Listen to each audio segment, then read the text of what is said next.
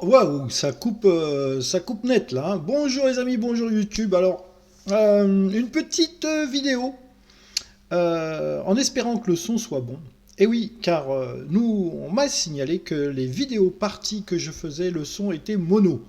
Donc on va essayer de remédier à ça pour ceux qui regardent les vidéos ou qui écoutent les vidéos avec un casque, parce que forcément c'est très désagréable de l'entendre que d'un côté d'une oreille si on l'écoute avec un casque. Voilà. J'en suis désolé. Voilà, j'en suis désolé. Faisais avec un portable et effectivement, le portable ne prend pas le son des deux côtés. Donc du coup, je vais rajouter un micro à ce portable. Voilà.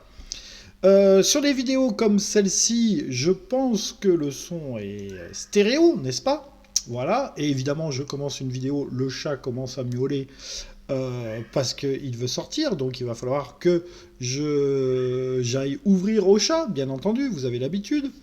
Enfin bref, voilà. Donc aujourd'hui, une petite vidéo d'actualité. Je vais ouvrir au chat, hein, parce que sinon, vous allez l'entendre pendant 10 ans. Voilà. Donc désolé, je reviens de suite.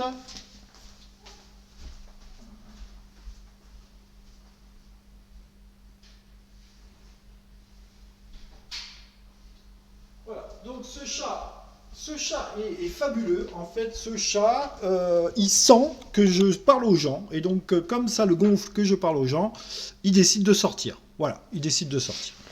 Donc, je voulais en fait revenir sur plusieurs sujets. Vous savez, alors pour ceux qui ne connaissent pas la chaîne, je le redis, ici on essaye de travailler le discernement. Hein. Le discernement, c'est-à-dire on essaye de se dire, voilà, on donne des avis, on donne des avis. Souvent c'est tranché, hein, c'est voilà, c'est pas trop gris comme avis, hein, c'est vrai que c'est un peu ou blanc ou noir, voilà, bon. Sans agressivité, bien sûr, et là encore, malgré un titre un petit peu putaclic, n'est-ce pas? Mais on joue avec les paramètres de YouTube, bien sûr. Malgré un petit truc, voilà, un petit peu putaclic, sans méchanceté, sans agressivité, ou du moins, si les gens le prennent mal, qu'ils aillent, je leur donne un droit de réponse, bien entendu. Voilà, l'antenne est ouverte. Venez, discuter si vous n'êtes pas d'accord. Parce que le titre de cette vidéo aujourd'hui, c'est Qui a la plus grosse? Et oui, et vous avez vu des petites vignettes. Les petites vignettes, voilà. Alors j'ai parlé de plusieurs choses dans cette vidéo, mais il y avait un petit truc quand même qui me titille depuis un certain moment là. Et vous savez, il y a des combats là en ce moment, hein, et des combats sur la misogynie, sur l'aspect macho du jeu de société, qui serait trop cisgenre blanc, hétéro, machin. C'est bizarre, quoi. Alors, du coup, j'ai cherché, est-ce qu'il y a un terme féminin pour dire macho, par exemple? J'ai cherché, là, j'ai pas trouvé. J'ai pas trouvé. Est-ce qu'il y a, pourquoi c'est devenu, pourquoi ce terme-là est venu à un moment donné, là, macho, là. Alors quand vous cherchez là dans la définition là, qui met en avant sa masculinité là, hein, le côté homme viril quoi, le côté masculin de la chose. Alors est-ce que c'est, je ne sais pas d'où il est venu, je ne sais pas. Enfin, je me suis pas non plus tartiné des pages de Wikipédia là pour savoir le pourquoi du comment. Non, moi je voulais revenir sur l'aspect macho. Voilà, pour moi c'est venu un peu je sais pas, une époque où les 4x4 là sont sortis là, et puis on disait souvent là, vous savez, vous vouliez traverser la rue, là, il y a un gars qui freine là subitement là, avec un gros 4x4 là. Oh là là, mais quel macho celui-là là, voilà. Et c'est peut-être venu de là, je sais pas. Enfin voilà, vous savez, qui met sa masculinité en avant. Voilà. Et on n'a pas le terme pour les filles en fait. On n'a pas le terme. On n'a pas le terme. Alors je me suis dit, est-ce que ça existe dans le jeu de société, hein, des machos qui mettent leur masculinité en avant. Alors je n'ai pas trop trouvé. Peut-être moi.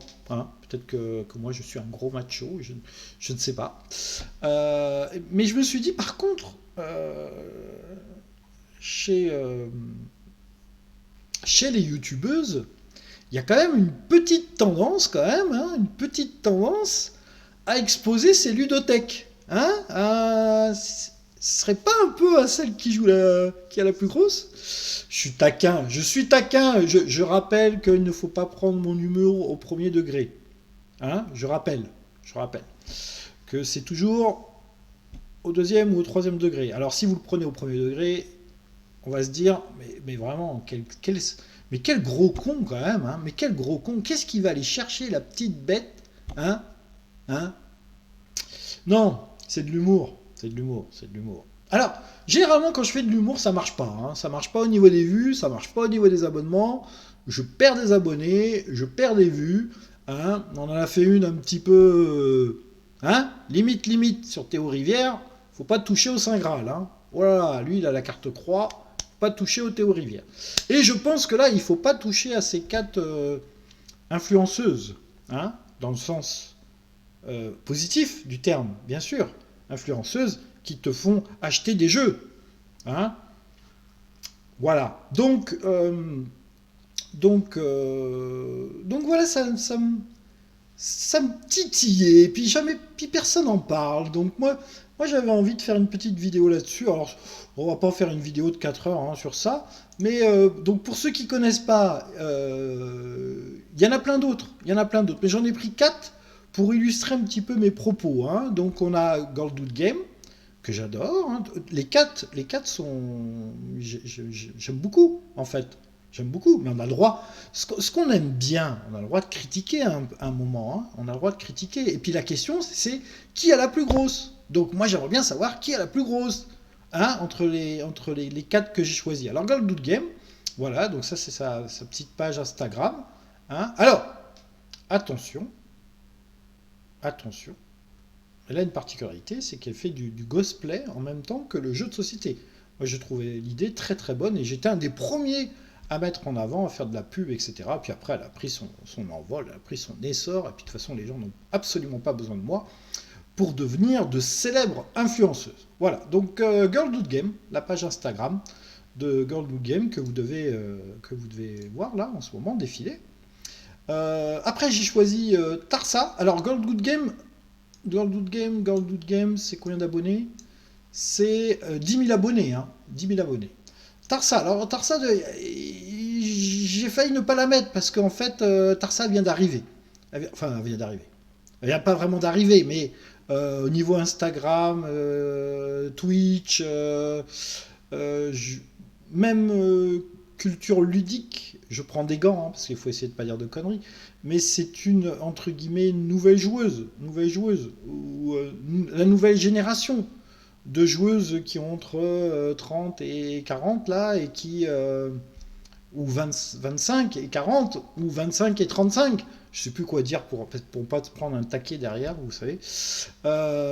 Et c'est pas que un Instagram sur le jeu de société. Donc à la limite, Tarsan aurait pu ne pas la mettre. Voilà. Il y a les jeux de CC, hein, 13 000 abonnés. 13 000 abonnés, les jeux de CC. Hein, ravissante ludothèque. Des piles de jeux immenses, grandioses. Voilà, il n'y a pas de pile de la honte, hein, on joue à tout. J'aurais pu mettre Marie Grandjeu, qu'on voit ici, là, avec les jeux de CC qu'on a vu avec Goldwood Game. Et puis, il y en avait une quatrième, Penelope Gaming, qui se met pas forcément en avant elle, mais qui met en avant les jeux de société, voilà, et qui a une très très grande ludothèque. Donc, qui est la plus grande? Alors, qui est la plus grande Alors, Tarsa, c'est avec Raffaellos, donc on va la mettre de côté pour le classement. Je pense que les jeux de CC arrivent premiers, je pense. Hein. Ensuite, Goldwood Game, et ensuite Penelope. Donc voilà mon tiercé de qui a la plus grosse. Ludothèque, hein, ludothèque, voilà. Alors, sur la vidéo, on va faire une vidéo très courte. Hein. J'aurais pu parler d'un article de merde dans Gus & Co, là, voilà, diversité, pourquoi le jeu de plateau est tellement blanc et masculin, et puis non. En fait, faut pas en parler, hein, voilà, c'est un article de merde. Voilà, bah, je vais vous lire une phrase, par exemple. Plus de la moitié de l'échantillon, 52,8, identifié comme faisant partie de la communauté 2SLGBTQILA+, NDLT, LGM est un acronyme pour diverses orientations sexuelles et identités de genre comme bi, spirituel, en termes importants dans certaines cultures autonomes et pour certaines personnes autochtones, qui désigne une personne avec un esprit féminin et un esprit masculin vivant dans le même corps, lesbien, gay, bisexuel, transgenre, queer ou un questionnant et d'autres orientations sexuelles et identifiées de genre. Ouf. Ah, voilà. Donc voilà. Hein. Donc vous irez lire l'article si ça vous intéresse. Pourquoi le jeu de plateau est-il tellement blanc et masculin? Ah, génial. Ah, vraiment, là, on est dans le top du top. Voilà. Dernière chose dont je voulais vous parler, une vidéo super marrante, super intéressante de Pearl Games, puisque c'est édité sous le nom de l'éditeur, de Sébastien, un des éditeurs de Pearl Games, je crois qu'ils sont plusieurs, un très bon éditeur qui fait des très bons jeux qu'on voit derrière lui, là. Hein. Qu'on voit derrière lui, hein. Donc Deus, 3, Tournée, voilà, Black Windows, etc. Solenia, voilà, que des très bons jeux. Une vidéo que je vous conseille, c'est un sit-up, hein, c'est un sit-up. Moi aussi, je pique des blagues, mais moi aussi, je suis pas comme Gad Elmaleh, je dis les noms des personnes à qui je pique des blagues. Donc là, j'ai piqué la balle à Sébastien, qui l'a lui-même piqué à quelqu'un d'autre. Voilà. Donc c'est un sit-up, le contraire d'un stand-up, c'est-à-dire qu'il fait un sketch en étant assis. Voilà. Et vous allez beaucoup rigoler. Vous allez beaucoup rigoler. Et il dénonce des trucs où je suis un peu d'accord. D'autres où je suis pas trop d'accord, mais des trucs où je suis d'accord. Par exemple, les prix. Il va parler des prix. Hein, des prix des jeux à 400 balles, à 500 balles, à 1000 balles, et qui sont nuls. Voilà. Mais qui se vendent. Hein, qui se vendent. N'oubliez jamais les influenceurs, les jeux de CC, Tarsa, Girl Dude Game et Penelope, vous avez une grosse influence sur les gens qui vous regardent. Et les gens qui vous regardent n'ont peut-être pas les moyens d'acheter tout ce que vous achetez. Et malgré vous, vous influencez leurs achats. Voilà, peut-être que certains ont acheté un jour un jeu à 50 balles et que peut-être que dans la même semaine, ils n'avaient pas de quoi manger. Je sais pas, moi je pose des questions. C'est de l'humour, encore une fois, c'est de l'humour. Mais voilà, quoi, voilà. Bon, voilà. Surtout si vous dites que le jeu est bien alors que c'est un jeu de merde. C'est surtout ça en fait. Parce que faire des chaînes YouTube, moi-même, je fais une chaîne YouTube, moi-même je mets en avant des jeux. Et je dis le pourquoi du comment, vous voyez, vous aussi sans doute, hein, vous aussi sans doute, mais faut se méfier, voilà, faut se méfier. Donc voilà, donc allez voir la vidéo de Sébastien, hein, de Pearl Game. Alors il parle dedans de prix, le prix des jeux. Il parle des jeux solo. Bon, il a une petite dent contre les jeux solo. Alors c'est du Sébastien, c'est-à-dire il critique sans critiquer. S'il lance une critique un peu trop forte, il va s'excuser derrière. Hein, on n'assume pas trop, c'est-à-dire on envoie un petit pic là, mais on retire derrière, hein, on retire.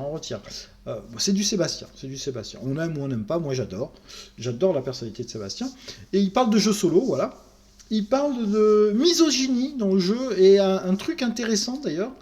Je vais pas reprendre ses phrases parce que je suis un très mauvais imitateur, mais en gros, il critique un peu les gens qui viennent dans un magasin de jeux et qui disent tiens, je voudrais acheter un jeu pour ma femme ou pour mes enfants ou voilà pour ma femme. En gros, il dit mais foutez-lui la paix quoi. En gros, vous a rien demandé. Hein. Pourquoi vous voulez l'obliger à jouer ou pourquoi vous voulez l'obliger à ce qu'elle ait la même passion que vous?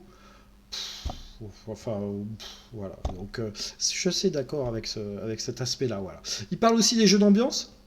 Qu'on a un petit peu tendance là à mettre beaucoup de choses dans le jeu d'ambiance, mais un jeu d'ambiance, après tout, ça dépend de votre table. Hein. Moi, il y a des jeux d'ambiance où je rigole pas beaucoup, il y a des jeux d'ambiance où je rigole beaucoup, et puis je peux très bien rigoler sur une partie d'Agricola ou sur un jeu qui ressemble à un tableau Excel. En fait, ça dépend de la table à laquelle vous êtes, quoi. Donc les jeux d'ambiance, j'ai une petite réserve sur le terme jeu d'ambiance. Voilà. Voilà. D'ailleurs, une grosse merde qui est sortie il y a pas longtemps là. Et alors, je sais pas, personne l'a dénoncé ou. En fait, je pense que certains éditeurs maintenant ou certains créateurs de jeux, ils doivent se dire, alors attendez, là on va publier une grosse merde, mais vraiment une grosse merde, et je suis sûr qu'on va trouver des gens pour dire que c'est génial. On va trouver des gens pour dire que c'est génial. Tu vas voir, on va tenter le truc. C'est-à-dire, en gros, on va inventer un jeu où il faut mettre un doigt sur la table, hein, et à un moment, on retire le doigt. Ah, ça c'est très rigolo quand même. Et puis, si on est tout seul à rester, ou si on est deux, ou si on est trois, il se passe un truc. Voilà, il se passe un truc. On va faire un jeu comme ça, là. Hein. Et puis, allez-y, hein, cherchez sur Internet, il existe le jeu, hein, vraiment. Et je crois même que c'est fait par un créateur qui a pignon sur rue, comme on dit, qui a notoriété, qui a sa carte intouchable. Qui a sa carte intouchable. Et alors, il a fait un jeu de merde. Et puis derrière, il y a des influenceurs. Ah, c'est super, c'est le jeu de l'année. Waouh, waouh, waouh. Oh là là. Notre lobby part en couille, hein, moi je vous le dis. Hein. Oui, je sais, il y a plein de gros mots dans cette vidéo. On va se faire striker par YouTube. Notre lobby. Alors déjà, je pensais qu'on était bien dépossédé de notre lobby. Hein, dépossédé, parce que en fait il appartient à personne, le lobby du jeu de société il n'appartient à personne, mais quand même, il y a quand même une mainmise là, depuis quelques années là, il y a quand même une petite tendance là, je sais pas, je dois être le seul à le voir, je sais pas, ou le seul à le dénoncer, je ne sais pas, je ne sais pas. Alors il a parlé du jeu d'ambiance, voilà, il a parlé de misogynie, il a parlé du jeu solo, il n'est pas très contre le jeu solo, hein. Il compare ça à une petite raclette, c'est vrai qu'une raclette solo, c'est pas très rigolo, hein. Vous êtes là, vous faites tomber votre morceau là dans la raclette, là, et qui c'est qui rigole? Et qui c'est qui... T'as un gage? Non, bah non, t'as pas de gage, hein, t'es solo, hein, donc... Voilà. C'est vrai que la raclette solo, c'est pas très rigolo, donc il compare ça. Mais surtout, il compare ça avec la complexité des fois des règles de jeu solo, ou plutôt, il dit, et je suis assez d'accord avec lui, le défi de la reine, par exemple, c'est un jeu purement solo. Vous voyez, c'est un jeu qui a été fait, il est purement solo. Vendredi, c'est un jeu purement solo. Et puis après, il y a l'adaptation de certains jeux de société qui deviennent des jeux de solo. Alors certains, c'est bien fait. Il y a un spécialiste, David Curzi, là, je crois, ou un nom comme ça, là. Certains, c'est super bien fait, puis alors d'autres, c'est une usine à gaz. Voilà, et Sébastien, il dénonce ça, le fait que ce soit pour certains une usine à gaz. Et je suis assez d'accord avec lui. Il y en a, c'est un peu tordu quand même. Bon, voilà. Puis vous savez, il y a les jeux solo, il y a le débat entre faire un score ou battre un robot, ou battre une IA. Il y a ce dilemme-là. Moi, je suis assez pour avoir l'impression de me battre contre d'autres joueurs. D'autres préfèrent le score à battre. Voilà, une bonne IA, moi, ça me dit bien, mais une IA simple. Vous voyez, comme Red Rising, par exemple. Red Rising, en solo, il est excellent. L'IA est toute simple. Voilà. Et vous avez quand même le défi de battre un score. Voilà, là, j'ai fait une partie à 300 points. Là, j'ai fait une partie à 280 points. Et j'ai battu l'IA, etc., etc. Voilà. Bon, voilà. C'était un petit laïus sur le jeu solo. Alors, on a dit une vidéo courte. Ah oui. Après il parle des week-ends geek, des week-ends de jeu, voilà, où il dit tout est bien, voilà, on joue pendant des heures et des heures. On démarre un Twilight Imperium à 11 heures, on finit à midi, voilà, c'est fabuleux, voilà. Comment est-ce qu'on peut faire ça? Effectivement, et il dit voilà, il déteste ça. Enfin, qu'il déteste ça. Il a du mal à comprendre, voilà, il a du mal à comprendre. Voilà, donc je voulais vous parler de cette vidéo qui est excellente, que vous ne trouverez pas dans les liens, parce que moi j'ai la flemme à chaque fois de mettre les liens, donc il faut aller creuser un peu là. Vous marquez Pearl Game dans votre barre de recherche YouTube, et vous tombez sur la vidéo de Sébastien. Voilà. Ah oui, j'ai oublié de vous faire voir cette image. Vous savez, en Corée, pour vendre des voitures, hein, voilà, c'est la petite minute sexy du jour. La petite minute sexy du jour. Voilà, pour vendre des voitures, en Corée, on fait comme ça. Hein, voilà. Cette vidéo n'a absolument rien à voir, bien entendu, avec mon petit laïus sur qui est la plus grosse. Hein. Ça n'a absolument rien à voir. Absolument rien à voir. Voilà, donc, mais je voulais quand même vous faire voir cette petite image. Et puis en dernier, nous avons nos amis du passe-temps qui sur la chaîne principale du Mastan, alors ils ont pris un très très gros risque. Ils ont pris un très gros, mais c'est bien. C'est bien de prendre des risques dans la vie. Moi, j'aime prendre des risques dans la vie. Et ils ont fait une vidéo sur quel jeu pour notre futur président. Donc ils ont pris tous les candidats là et puis ils ont choisi un jeu de société pour chaque candidat. Je vous invite encore à aller voir cette vidéo qui est très, très rigolote. Moi j'ai bien aimé. J'ai bien aimé, mais bémol. Bien évidemment que tous les candidats ne sont pas traités de la même façon. Bien évidemment qu'il y a des candidats où on fait un petit peu la gueule parce que il faut bien leur trouver un truc. Et puis il y a d'autres candidats où c'est super plus facile de trouver un jeu qui correspond. Donc voilà. Donc du coup, ça m'a inspiré ce commentaire. Voilà, ça m'a inspiré ce commentaire. Ah, vous le voyez pas à l'écran. Alors attendez, je vais essayer de vous le faire voir à l'écran. Comment vous le faire voir à l'écran? Voilà, ça m'a inspiré ce commentaire là. Voilà, un commentaire. Alors moi j'aime bien commenter. Pourquoi? Parce que le principe de YouTube, c'est d'être actif en fait. Le principe de YouTube. Si vous regardez une vidéo, alors vous mettez le pouce vers le haut là, le pouce vers le bas, et puis quand vous avez le temps ou quand vous avez envie, vous faites un commentaire. Moi j'aime bien. C'est le principe de la lecture active. Sinon, vous achetez un bouquin, hein. Vous regardez la télé. Et là, vous êtes un simple consommateur de vidéos. Vous voyez? Donc, si les gens font des vidéos sur YouTube, c'est aussi qu'on aime bien. Voilà, des petits commentaires, tout ça. Donc, allez-y, hein, commentez, partagez, mettez des pouces, faites vivre l'algorithme de YouTube, puisque c'est comme ça que ça marche. YouTube, il marche comme ça. Voilà. Donc, mettez des commentaires. Voilà, mettez des commentaires, même si vous avez envie, même si vous n'avez pas envie. Alors là, pour le coup, la vidéo m'a pas trop inspiré. Mais j'ai trouvé la démarche intéressante quand même. On prend des risques. Parce qu'ils se sont dit, ouais, sur les gens qui regardent nos vidéos, il y a des électeurs de machin, des électeurs de trucs. Il faut pas quand même qu'on perde des consommateurs quand même. Hein. Ce serait dommage que si on casse trop un candidat. Alors ils ont pas.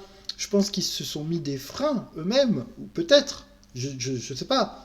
Je sais pas. Je sais pas. Peut-être que pour certains candidats, on aurait mis blanc manger coco, vous voyez.